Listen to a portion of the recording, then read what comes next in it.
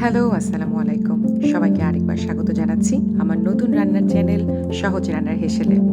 আজকে করে দেখাচ্ছি আপনাদেরকে তেলাপিয়া মাছের ভুনা। খুবই সহজ এবং সিম্পল উপায়ে। এই রান্নার জন্য আমাদের খুব অল্প কিছু উপকরণ লাগবে, কিন্তু মাছটি হবে দারুণ মজার। তো প্রথমেই চুলায় আমি মাছগুলো ভেজে নিয়েছি। মাছগুলো হলুদ এবং মরিচ এবং লবণ দিয়ে একটু মাখিয়ে নিয়েছিলাম। এবার আমি মাছ ভুনার জন্য একটি মিশ্রণ তৈরি করব। প্রথমে আমি নিয়ে নিচ্ছি 2 টিস্পুন হলুদের গুঁড়া। এরপর আমি নিয়ে নেব 1 টিস্পুন লাল মরিচের গুঁড়া। খেয়াল রাখতে হবে, এখানে আপনারা যে যেরকম ঝাল খাবেন সে সেরকম পরিমাণে ঝাল দিতে পারেন। আমার বাসায় সবাই একটু ঝাল কম খায়, সো একটু ঝাল কম দিলাম। এরপর দিয়ে দিলাম 1 টিস্পুন ধনিয়ার গুঁড়া এবং 1 টিস্পুন দেব জিরার গুঁড়া। এরপর এই মিশ্রণটিকে খুব সুন্দর করে সামান্য একটু পানি দিয়ে গুলিয়ে রাখবো। তাতে করে আমরা যখন মাছটার ভুনা রান্না করব বা ভুনা করব, তেলের মধ্যে পেঁয়াজ যখন ভাজি করব, এই মিশ্রণটি যদি আমরা দিই, সেক্ষেত্রে আমাদের মিশ্রণটি পুড়ে যাওয়ার সম্ভাবনা আর থাকে না। তাতে করে মাছ আপনি যেভাবেই ভুনা করেন, যেই মাছই ভুনা করেন, সেটা তিতকুটে ভাবটা আর আসবে না।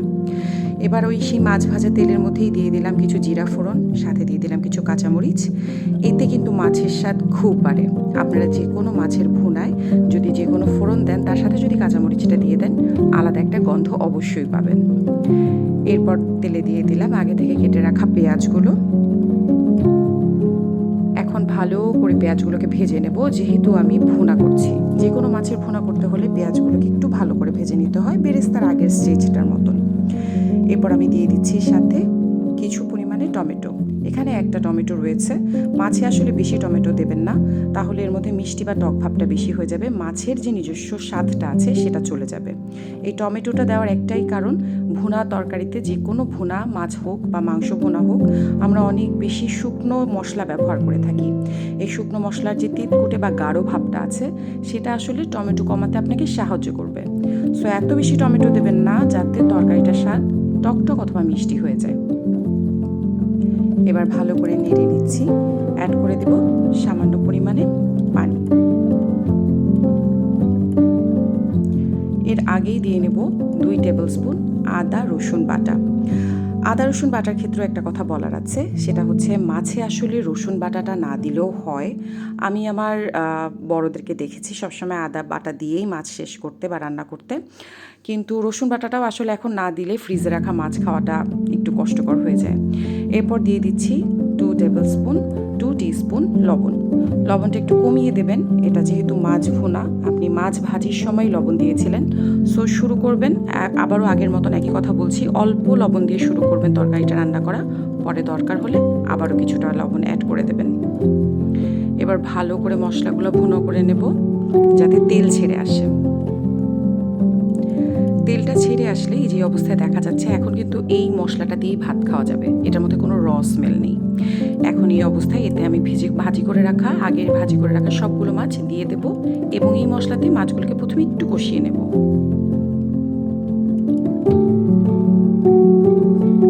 মাছগুলো কষা যখন মোটামুটি হয়ে যাবে, তারপরে মাছ ভাজা যে বাটিটার মধ্যে ছিল তাতে সামান্য তেল, হলুদ, মরিচের গুঁড়ো থাকে, আমি সেটা থেকেই ধুয়ে সামান্য একটু পানি এতে দিয়ে দেব। বেশি পানি দেব না, তাহলে ঝোলটা বেশি টলটলে হয়ে যাবে। আমি চাচ্ছি এটা একটু মাখো মাখো থাকুক, যেহেতু এটা ভুনা হবে। এবার পানি দিয়ে মাছগুলোকে ভালো করে নেড়ে সবগুলো মাছকে ইনশিওর করতে হবে যাতে একটু ডুবো ডুবো অবস্থায় থাকে। এরপরে আমরা যেটা করব সেটা হচ্ছে কিছু ধনিয়া পাতা নিয়ে মাছটার মধ্যে দিয়ে দেব। এখন কারো বাসায় যদি ধনিয়া পাতা না থাকে, সেক্ষেত্রে স্বাদ বাড়ানোর জন্য আপনারা যেটা করতে পারেন, কাঁচা জিরা এবং সাথে কিছু এলাচ নিয়ে গরম চুলায় টেলে আগে থেকেই একটা ভাজি রেডি করে রাখতে পারেন।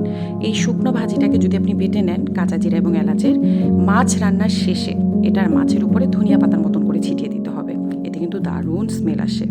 সেক্ষেত্রে আপনারা খালি আগে কাঁচা জিরাটা দেবেন না। এখন ঢেকে দিলাম। এই যে আমার মাছ একেবারে পানি শুকিয়ে এসেছে, তেল ছেড়ে দিয়েছে। এবার পাত্রে ঢেলে নিলাম তেলাপিয়া মাছের ভুনা। সব শেষে তো স্বাদ করে দেখতেই হয়, টেস্ট করে দেখতেই হয় কেমন হয়েছে। আজকের রান্নাটাও খুব ভালো হয়েছে। আপনাদের যদি ভালো লাগে প্লিজ অবশ্যই লাইক করবেন, কমেন্ট করবেন এবং শেয়ার করবেন, and please subscribe my channel. Allah Hafiz.